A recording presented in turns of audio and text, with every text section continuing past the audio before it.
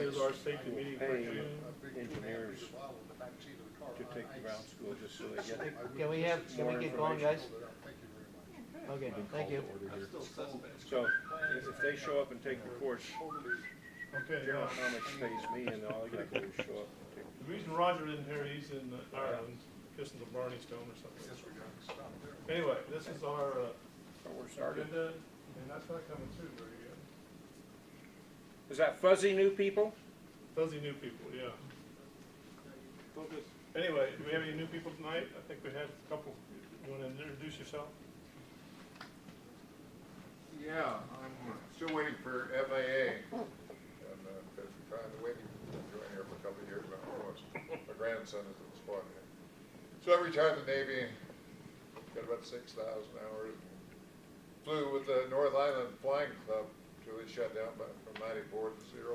Got about 260 hours in T-34, and anxious to get back into it. I used to instruct formation. I got off on flying formation, so I'm going to pay for the, try to get the syllabus here and do it if and when I can. Thanks. Okay. George Girls. Anyone else? I'm Gabe, I'm his grandson. Load here in the 729. I have my private.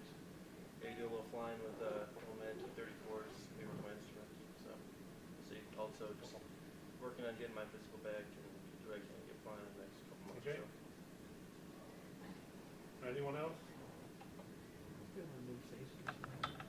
Marco. Just recently joined the Aero Club. I also just recently got my PPL, so just want to get some flight experience. Maybe move on to instruments. Okay. Okay, give me a minute. I don't know why this is going on. Doesn't work that thing for you, but I'm sure the connections are.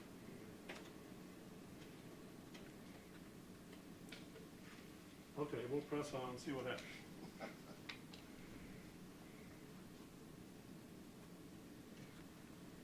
Okay, so anybody have any new ratings, new pilot ratings? Air Force even? we have one new solo this last week. Who was that? Chacon? Is he here tonight? He's not here. Yeah, one new solo last week. Chacon, and that's it. Any experiences anyone would like to share with the crowd? Okay. Geez, nothing of importance tonight. Okay, I had one that may be a we will bit, hear from the, Let's see. Line of T-34. we'll hear from the club manager upstairs. Stay tuned for that. Hey, John. George has got something he wants to say. Okay, George, go ahead. Yeah, I said it may be of interest. The information flight of 3 T-34s, and we were flying this circling holding pattern for, I don't know, 20 minutes or so. 20. 30. And all of a sudden I started dropping back and like, why am I getting sucked? And I put in a little more power and I kept dropping back and the engine began to run rough. So I told flight lead I was going to bail. So I was about 2 miles from him at the airport. And get out there and sort this thing out, see what's wrong. But it kept getting more rough, and by the time I got a formation, got a chance to look at it, it was my mixture had creeped back because that little detent is supposed to lock the little teeth in there. It hadn't locked in the teeth, and I had loosened the friction knob so I could fly formation, transitioning from single shift to formation, and it had creeped back, and it was about to quit. So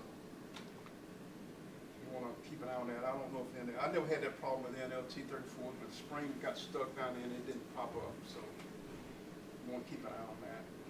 WD-40. WD-40. Okay. And then Oh, he wants it I've tighter. been out of formation for a few minutes, and then I got to go find it. Yeah. But there was a DC-3 leading it, so I saw him without any problem. So That's still fair. I got back in and we completed the mission. That's what happened. Yeah, let's just report Okay, speaking of T-34s, we're going to talk about the dress code for the people that are going to fly it. Just a little bit about the security here at Marshfield. we're gonna have a little systems malfunction review too, and it's probably more for private pilots, anyway. Main thing of tonight is about distractions. Okay, we're gonna talk about that in some detail. And at the end, just a little bit about the new airman certification standards. That's down at Hemet, by the way. Okay, Bob, you're up. Gotta make it quick, but I'm gonna try and cover everything here.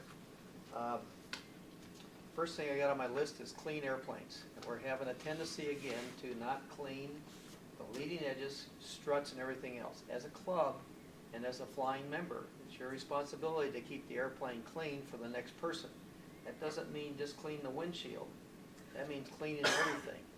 We're even getting to a point, which I'm gonna cover on another item here, where the bellies are beginning to get pretty oily. And there's a way of stopping that, and we need your help.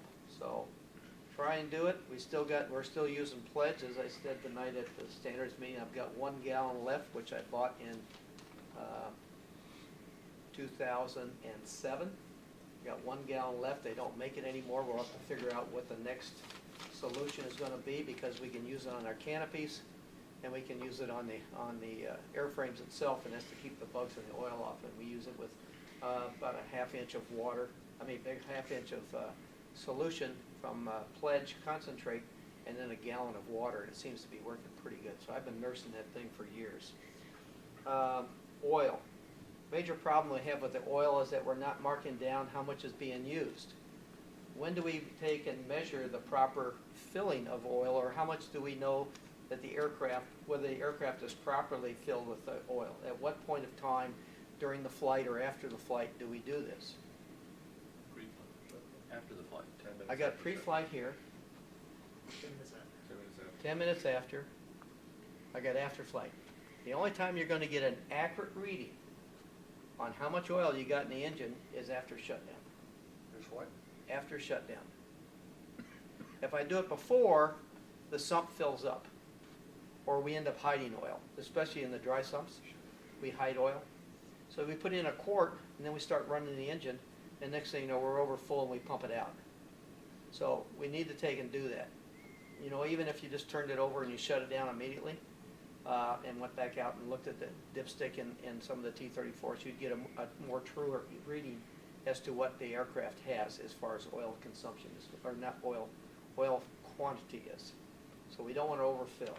Don't want to overfill. In the T-34s, we're looking at about 10 to 10.5 quarts maximum, because anything over above that, when we get up to 11, is pumped over the side. And don't forget, the T-41As carry less oil than the T-41C, 2 different engines. We got a 300 versus an IO 360. So just be aware of that. You were making a comment about the way that people pour the oil in. I'm still there. Oh, I'm sorry. So for the T-34s and for even on the T-41s, any of the Cessna aircraft, we have a funnel in the conics. That's the yellow box that's out there by the gas pump. Use the funnel, pour it in the funnel, grab a paper, one of the wipies that we have in there, or an old rag, put it on the end of the funnel when you take it out, versus trying to take and put in the oil into the hole when the engine is hot. Because what happens is we overspill, it flows out on the side, runs down on the engine, and then the air carries that back underneath the fuselage, and along with the dirt, it just makes for a dirty airplane. So use the funnel, look at the dipstick. The next thing I want to talk about is the dipstick. When we pull out when it's cold, it wants to congeal around the dipstick, and I put it back into the slot. I'm wiping the dipstick off. I'm wiping the dipstick off, so again, it runs down the engine. Pull it completely out, look at it, wipe it off, and put it back in. So let's try and do that, and I think we can keep our airplanes a little cleaner, which means it's less work for you to take and keep them clean, which means it's better for Roger and I. So if you can help us do that. Second thing I want to do is, we're not marking down the amount of oil that's being used. So I put out a case of oil, whether it be 20/50 or whether it be 50 weight itself. Next thing you know, I'm getting a call, hey, there's no oil out here. I go back into the computer and look at how much oil is being used, and I got 3 quarts marked down.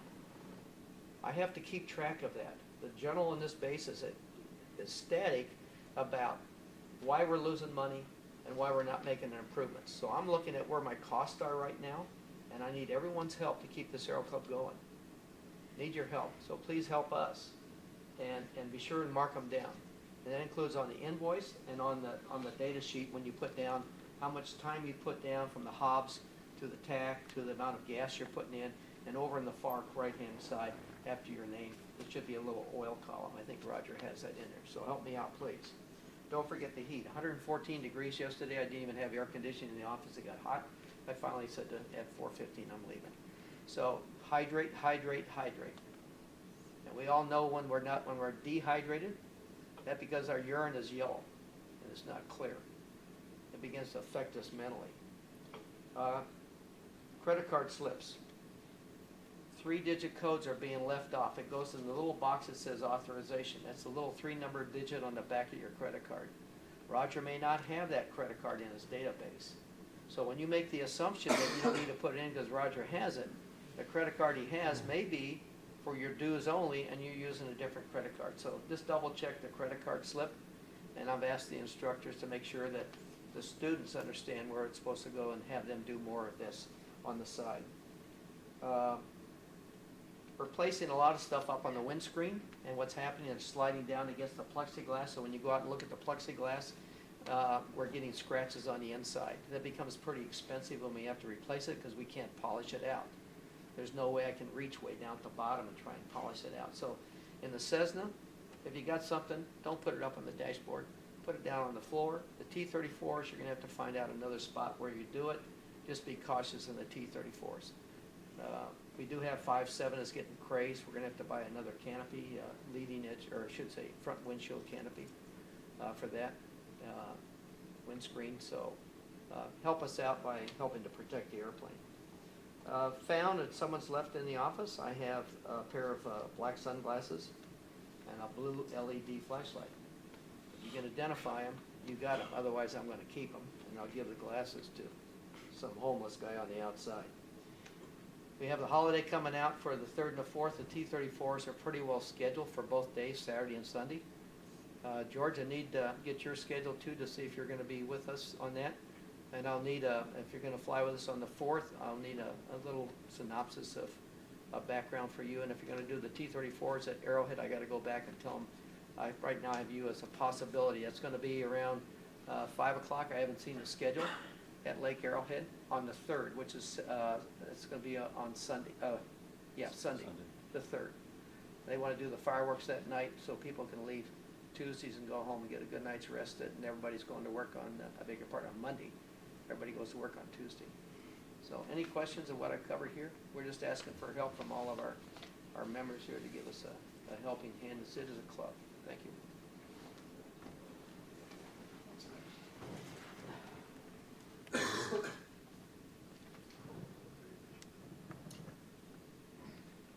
Security March Field, and that means the Homeland Security, however you want to say it. Some recent experiences here points out that we should talk about this a little bit. First, avoid the secure parking area north of the Aero Club. Okay, that's where the tankers are parked. So if you taxi out of Aero Club maintenance, the hangar up there, come down the road by the hangars first before you try to get out to the Alpha taxiway. Okay. If you're flying your private airplane in here from Hemet or someplace like that, make sure your agreement to land at March is current. They'll probably meet your airplane when you land if that happens. And if you return from the east, you have some radio problems. You may want to fly close to the tower so they can see your tail number, and now they know that you're coming in and you're an Aero Club airplane. Otherwise, again, they may meet your airplane. Just a word to the wise there. Do those procedures. Okay, this hasn't happened lately, but just talk about it a little bit. Being a chief flight instructor, I guess I can talk about this. So every 12 months, you need to schedule your annual standardization check ride with one of the instructors. This will be in the most complex airplane you're checked out in. So even though you fly the T-41s, if you're checked out in the C-182 or the Cessna 182, you got to fly that for your check ride. Your annual requirement isn't complete until you finish your writtens, and that means the standardization check, and that means also the SOP, so it's a total of 50 questions. believe it or not, I had some people come in and they fill out the 35 questions. You know anybody like that? Anyway. And somebody was just asking about the BFR. That's your biannual flight review. It is good for 24 months. So be aware of that too. It includes 1 hour of flight review and 1 hour of ground review. And why this is fuzzy, I don't know, but we'll do the best we can. Okay, so we're talking about the T-34s. There are differences between people who fly in flight suits and combat boots. Some people fly in shorts and, okay, call them sandals, whatever you want. Anyway, open-toed shoes. So we're going to make a dress code for that. And somebody mentioned to me that baggy shorts could be caught on the knobs and stuff in the cockpit yourself. If you have to quickly get out of the airplane, we call it emergency ground egress. That's another reason for not wearing shorts in the T-34s anyway. Any questions on that? I think I got some more on it. The dress code is mentioned in Air Force instruction. And we're either going to supplement this or supplement the SOPs. We'll let you know on that.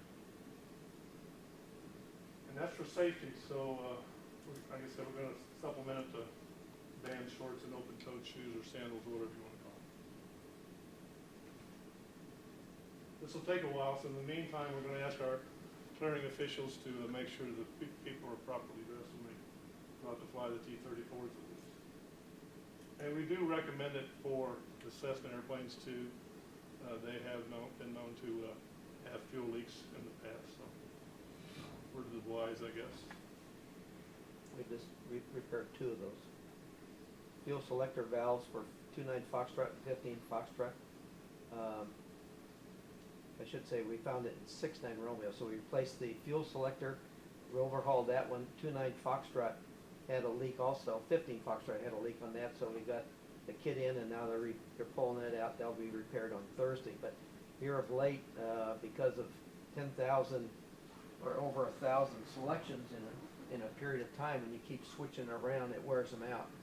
And we are finding leaks, and you won't smell it inside because it's down below the floor. A lot of times that's vented out, but sometimes if you leave it on one and then go to the off and then go to the other, if it drips out of the belly, that fuel selector, that airplane is grounded. So just be aware, we found 2 of them now in the last 3 weeks.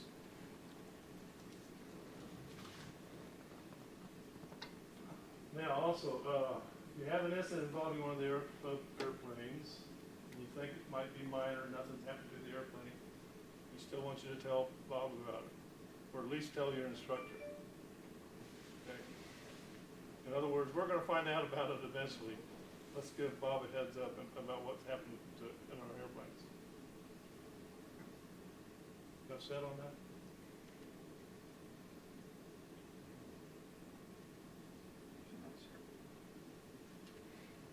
Systems review. What would you do if your attitude indicator started to tilt or your DG continued to precess? It could be your vacuum gauge.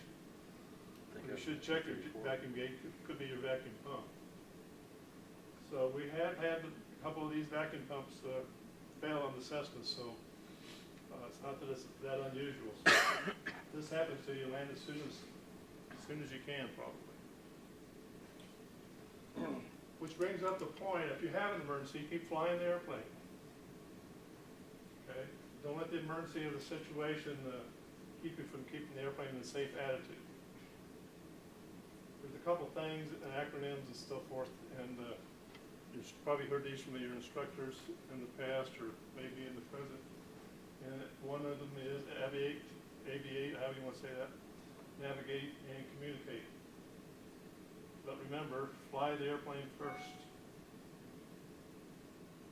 When you have the airplane under control, then you can analyze the situation and take the proper action. And again, land as soon as you can, perhaps. Another one of these is, and I learned this in the military, was maintain aircraft control first, analyze the situation, take the proper action, and get back on the ground.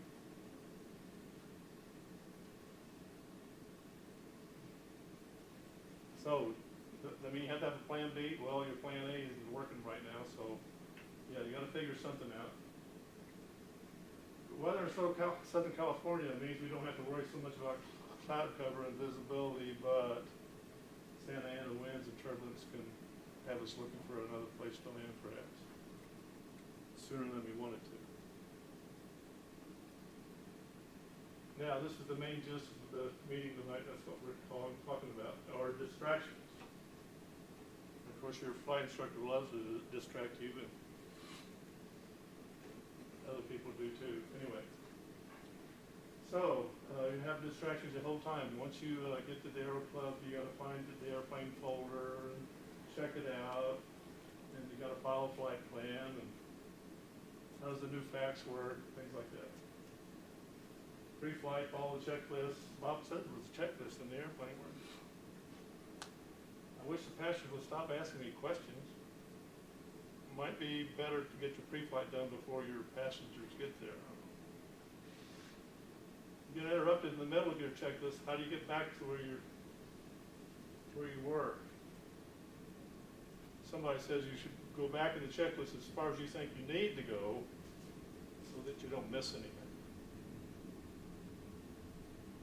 And then, all base up. Did you get my flight plan? The engine won't start. Talking to the ground while you got the engine running, things like that. Flight control check. Is the right aileron supposed to be up or down?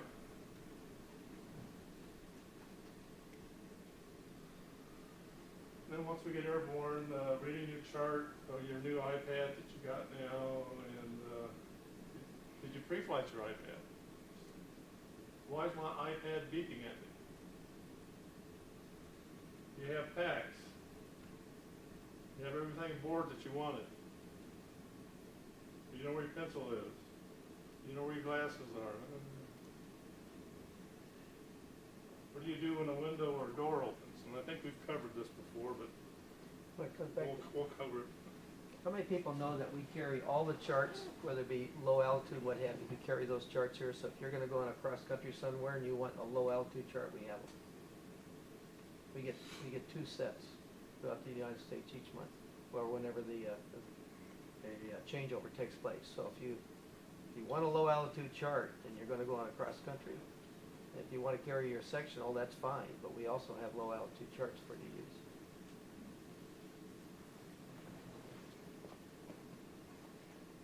And then you get back, you gotta get the fuel key in the folder, you gotta finish the airplane working. Post-flight, you gotta clean off the June bugs. Like Bob let you do, right? Which credit card? Debit card. Of course, if you have a final examiner in the FAA, he's gonna try to distract you also. Because they want him to put in realistic distractions to see how you cope. The pilot copes anyway. So, a case in point is, we had a examinee, the examiner asked him, it was her actually, what they would do if they got into an inadvertent spin. It seems like the week before, his examinee got into an inadvertent spin. I guess he had to save everybody, but. Call for the checklist. Yeah. He called for the checklist, right? Yeah. Okay, I think we've covered this one before, but let's go over this one again, okay? Moonies on takeoff over at Cable. On board were a private pilot and 2 passengers. The pilot reported that the cabin door came open during takeoff. They intended to continue the takeoff, come back and land and secure the door. However, the passenger in the right front seat distracted him.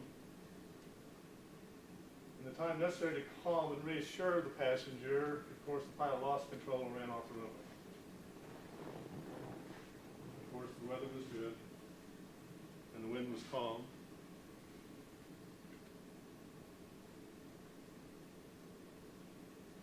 Okay, and of course, the pilot seemed to have the situation under control, but failed to divide attention between an upset passenger and the takeoff in progress. And of course, there's no guarantee that a non-flyer has been briefed, and you should be briefing your passengers about this stuff. would still keep composed when it actually occurred. And of course, the NTSB reached the following conclusion: the failure of the pilot command to maintain directional control of the aircraft on takeoff after the cabin door became ajar. Can we discuss this, John? Yeah, I've covered this before. No, I mean, I'll give you an experience what happened to me. Yeah, sure. The Bonanza has three locks on it. It has a pin in the bottom, the door latch, and a J-hook on top.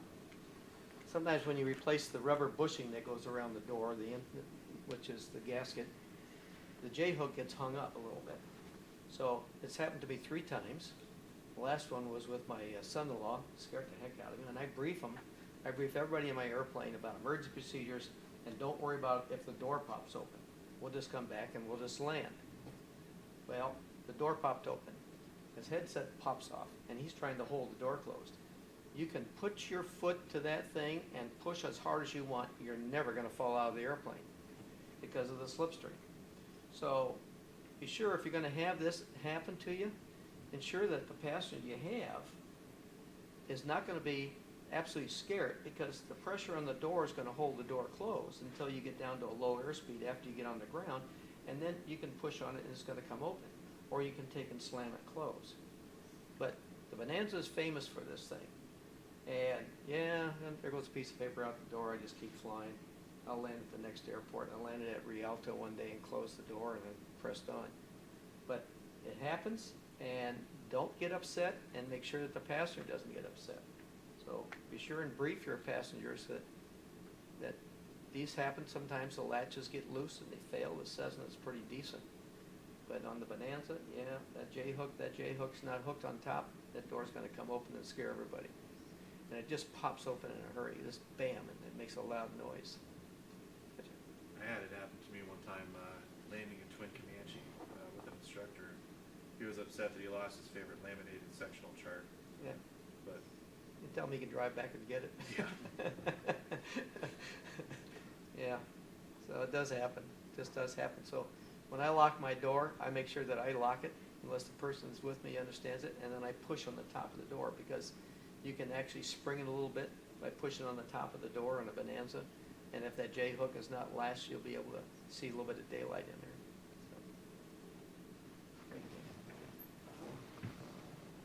So like I said, brief your passengers what can happen. Like your takeoff and the seat goes back. Don't grab the yoke if that happens to you. Make sure they know that. The door goes up like Bob said. They can't fall out. You gotta brief them on that. You gotta tell them. Maybe they won't be so worried about it. You can get back on the runway with the door closed or whatever's going on. Okay. Anyway, if you can read the rest of that, go ahead. Again, seat moving on takeoff, latching on latching the seat belt. Let them do that on their own. Make sure they know how to operate everything.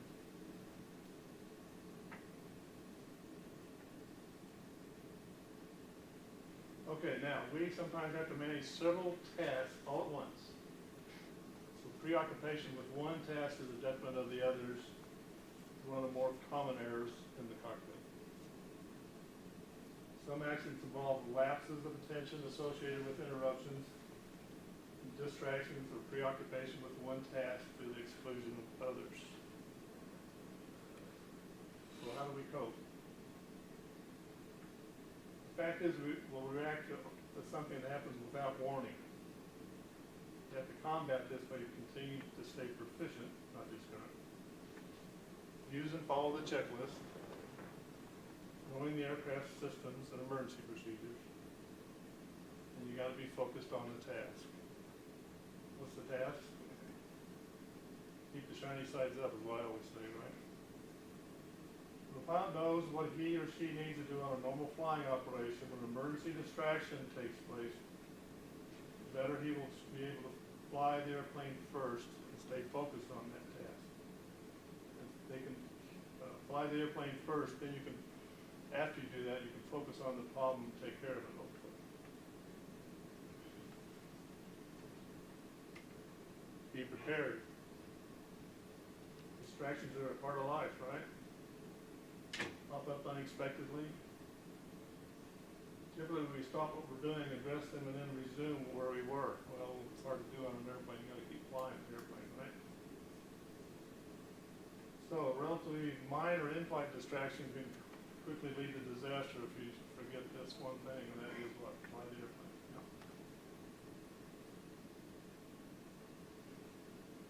So you might forget to put the flaps down for landing.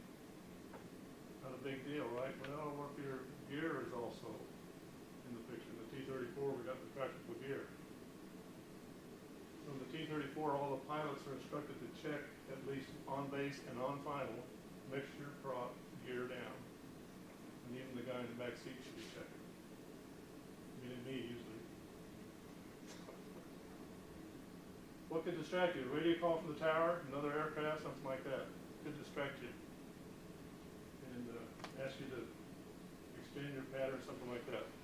What's the other one? Gumps? G-U-M? It's coming. So, yeah, I'll mention gumps. When you're on downwind, run gumps. What is that? Gas, undercarriage, that's the landing gear.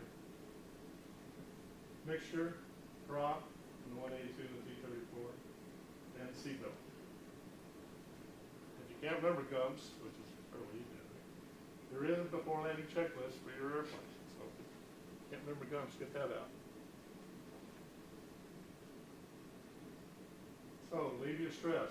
Stressful situations can just distract you. If you're worried about something, you're gonna perhaps miss something in the checklist or whatever. Preparation is the key here. Learn as much as you can about that strange airport you're going to. Call ahead for the latest weather. Where are you going to park? And if it's real important, go there during the day in good weather first.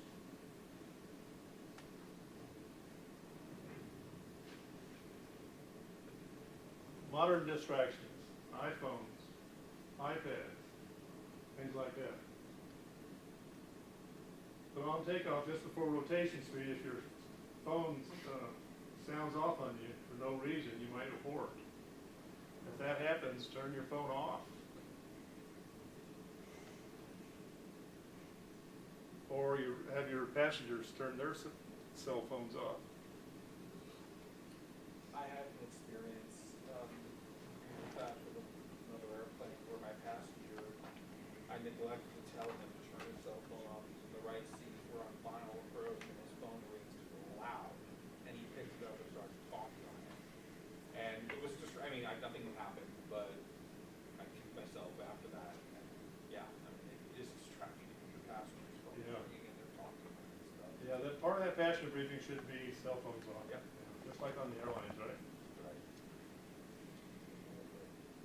Okay, now other modern equipment, more and more iPads are being used for navigation, not really cleared for IFR flight, but a helpful thing, right? Yeah. Okay. If you do that, try to make it hands-free, okay? Pre-flight your database, enter the flight plan, back it up, ground stations, have your sectional handy, low altitude, low airway start. Put your iPad in a suction base holder so you don't have to hold it, or somebody. If you got a co-pilot, I guess they could hold it. And a backup battery. And or solar panels. I got some solar panels. Oh, I was gonna bring them tonight, but I forgot. Anyway, something like that, the backup should be in the bag also. Okay, now, of course, NASA, their study found that crew errors are caused by different types of competing activities that preoccupied most of the time and involved a major failure to monitor the current status or position of the aircraft. Some of these are caused by communications, searching for traffic, or responding to other unusual situations or circumstances. So we always talk about SA in the airplane, right? Situational awareness, where we are and what the heck are we doing. So loss of situational awareness while piloting an airplane and possible distractions that return is critical that pilots actively work to reduce distractions, and another way is to say it is declutter. Declutter your stuff.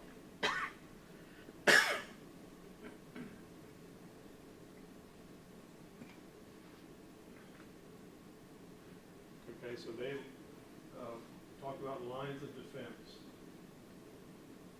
These can reduce the chance of an incident due to some distractions. Communications. Recognize the conversation as a powerful distractor.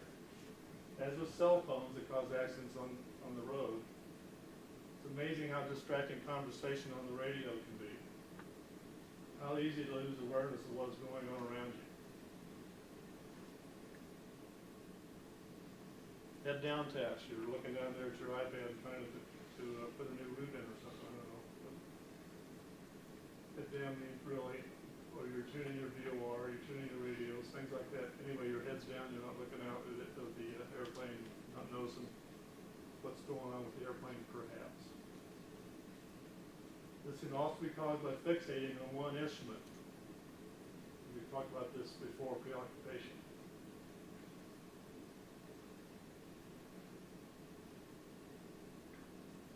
Non-critical tasks. So when we get below a certain altitude, either climbing out or descending for landing, and you should brief your passengers on this too.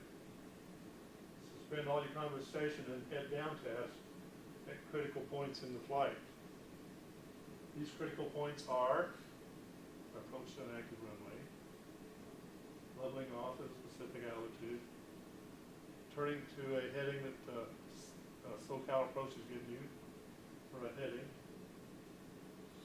while you're being vectored, things like that. Interruptions. Whether it's as simple as a call from the tower, ATC, or running a checklist, or it's a complicated, serious passenger issue, recognize any interruption as a significant opportunity for error. Know what you were doing at the time of that interruption and try to go back to it. And part of that I'll be trying to go back to flying the airplane. So you can maintain your overall awareness as you deal with the distraction and as you return to your normal, we hope, normal flying duties. Okay, hold on a minute. With the fuzziness, I hope this comes through.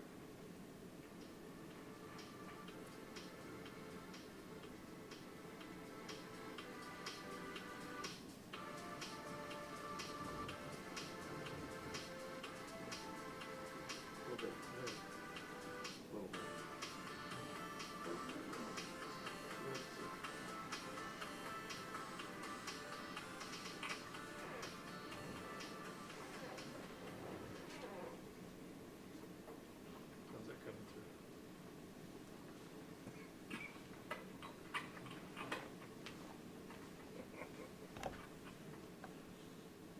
Once you get that selfie right.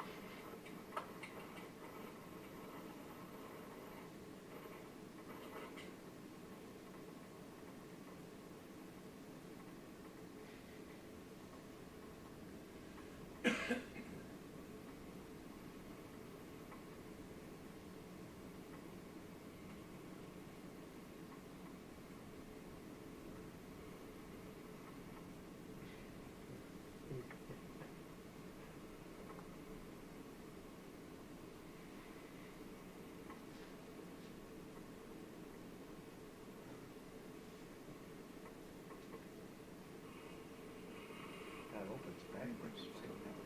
Does it open backwards? Did it tilt up to the back? The back end comes up, Yeah. yeah. So if the air pressure's there, it doesn't open, it's not gonna fly straight up.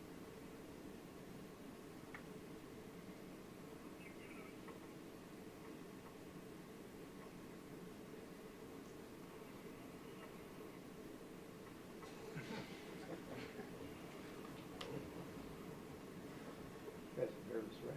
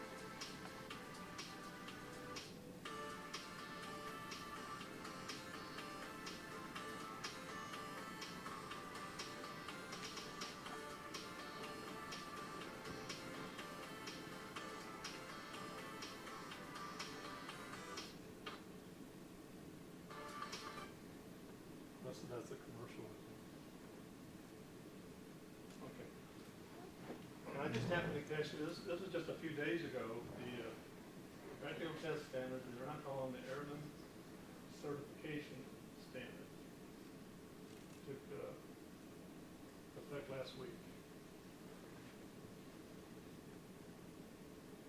Who's your instructor? Anyway, the ACS are a result of a multi-year industry-driven effort. I'll let you read that. We'll need to read it, I guess.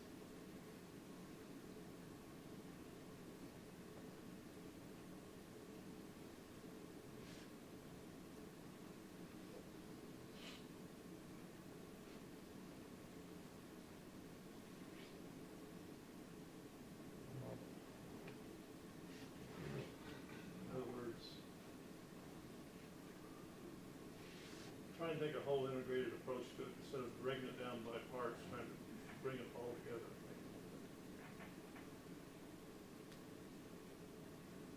From what I read, they did not want pilots to get used to just learning the answer. They wanted more background and theory. Yeah. Do a better job integrating knowledge and practical tips.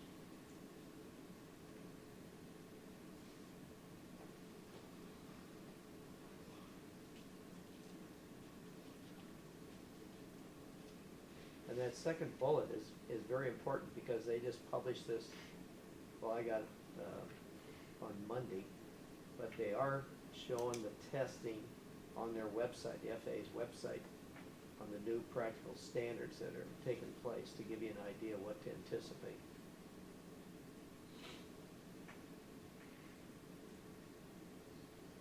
Now, it really doesn't change the tolerances for the skill tests. Still got to be within whatever the 100 feet, 5 knots and stuff like that. Whatever the standards are. Depends what you're doing, of course.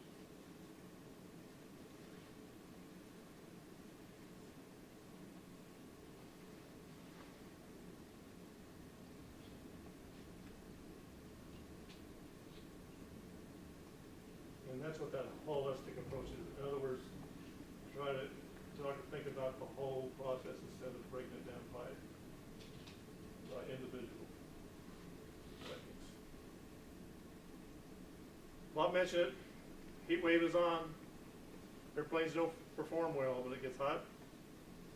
People don't either, so hydrate. So don't take it lightly. And our density altitude here yesterday at 114 is above 5,000 feet. And our elevation here is 1547.